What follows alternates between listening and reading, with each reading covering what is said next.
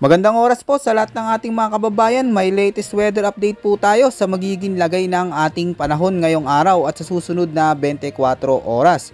Ano nga ba ang inaasahan nating magiging panahon ngayong araw mga kababayan, at may namamataan na nga ba tayong sama ng panahon o bagyo na posibleng pumasok sa loob ng ating Philippine Area of Responsibility sa mga susunod na araw?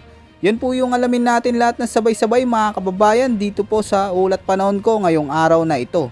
Sa kasalukuyan mga kababayan, maraming lugar pa rin ngayon ang nakakaranas ng maulang panahon dahil sa patuloy na pag-iral ng Intertropical Convergence Zone at Northeast Monsoon sa malaking bahagi ng ating bansa. Dahil nga sa patuloy na pag-iral ng Intertropical Convergence Zone mga kababayan, ay apektado ngayon ang malaking bahagi ng Southern Mindanao, lalo na mga kababayan dito sa mga lugar sa Tawi-Tawi at kasama na rin ang Sulu at dito din mga kababayan sa Basilan. Dahil dito ang mga lugar na ito ay makakaranas ng maulap na kalangitan na sinasamahan ng mga pag-ulan, pagkulog at pagkidlat. Posible din mga kababayan ang biglaang pagbaha at pagguho ng lupa, kaya patuloy pa rin po tayo mag-ingat lalo na sa mga kababayan natin na nakatira dyan sa mga nabanggit natin na mga lugar. Dahil ilang araw na rin ang nararanasang mga pag-ulan.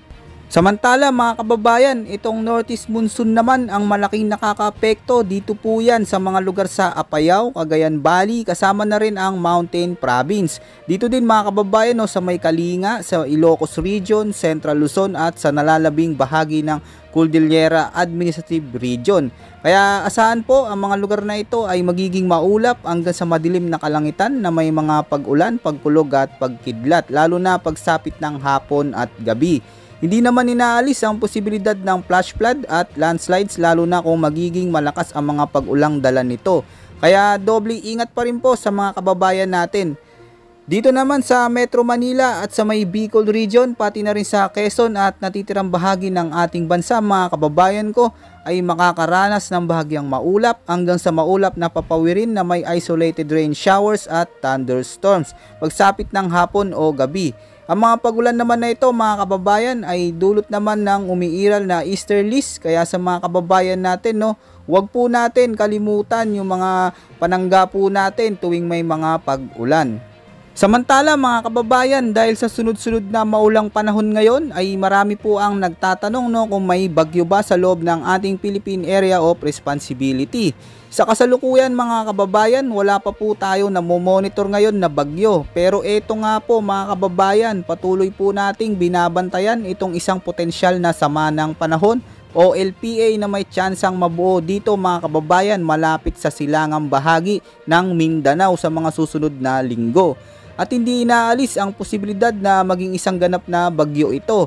Kaya mga kababayan patuloy po tayong maging handa dahil ayon nga sa Tropical Cyclone Threat Potential ng Pag-asa ay posible po mga kababayan na isa o dalawang bagyo ang posibleng pumasok sa loob ng ating Philippine Area of Responsibility bago matapos itong buwan po yan ng December.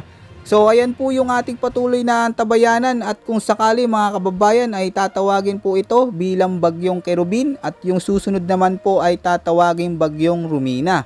Dito nga po mga kababayan ko ay makikita natin sa ginagamit nating weather forecast ay bahagyang papalapit nga itong bagyo at posible nga nitong maapektuhan mga kababayan ang malaking bahagi ng Mindanao at Visayas, at posibleng magdulot ito ng maulang panahon pagsapit po yan ng susunod na linggo.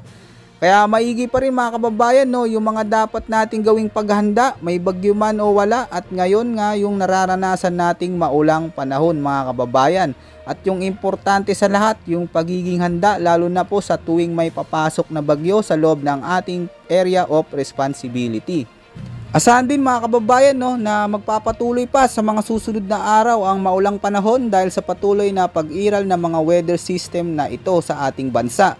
Yan po muna ang latest weather update natin at ulat panahon ngayong araw mga kababayan ko.